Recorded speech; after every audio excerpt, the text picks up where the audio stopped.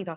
रूरू बीच बीच में जेलस हो जाती थी जब योगेश और मेरी बात होती थी। पूरे शो में फिर बाद में हमारी सिर्फ 2 से 3 बार बात हुई है, तो बाकी तो ऑन कैमरा थी। आई थिंक एक ऑफ कैमरा थी जो एंड में हुई है। क्या था वो? वी वर आई थिंक उसके फिनाले पे उसने देखा कि मैं अपसेट, उसके फिनाले पे उसने देखा जब वो परफॉर्म करा था, तो आई वाज विशिंग कि वो ना जीते। मतलब विशिंग नहीं, उसने देखा कि मैं सेलिब्रेट कर रही थी कि वो नहीं जीता है, विच वॉज ट्रू।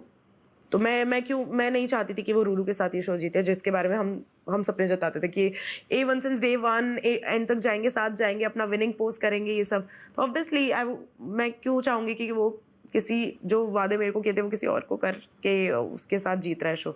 तो मैं और ऑपोजिट हो गए थे, मैं और सुजैन के गैंग के सबके।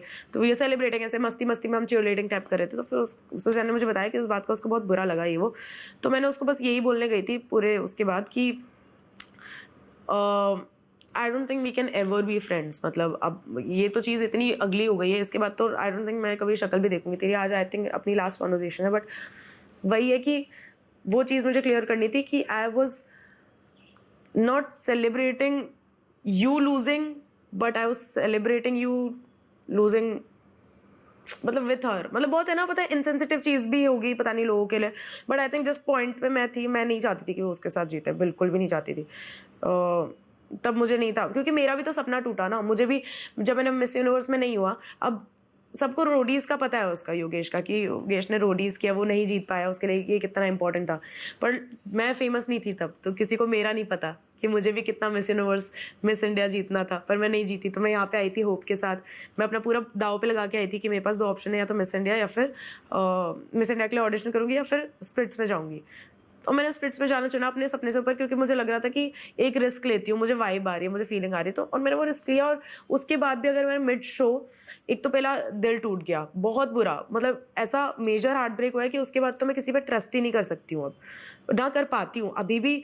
इवन व्हेन आई एम इन बॉम्बे, मैं सब बहुत ऐसा शक्की वाला वो हो गया है मेरा कि मुझे लगता है सब सिर्फ ना कहीं यूज़ कर रहे हैं, तो मैं ट्रस्ट अब तो बिल्कुल नहीं कर पाती किसी पे। तो वो चीज़, ये सब जो चीज़ें मेरे को मिली हैं उसकी वजह से, तो मैं नहीं चाहती थी कि वो जीते। तो आई थिंक वो एक पॉइंट था। लास्ट जो हमारी कॉन्वर्जेशन थी, तो तब आई कुड सी वो पुराना वाला योगेश उसकी आंखों में, तो तब आई फेल्ट कि हाँ, ही डज फील बैड।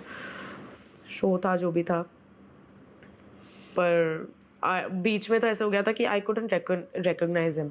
उसकी हंसी भी चली गई थी, वो हंसता भी नहीं था।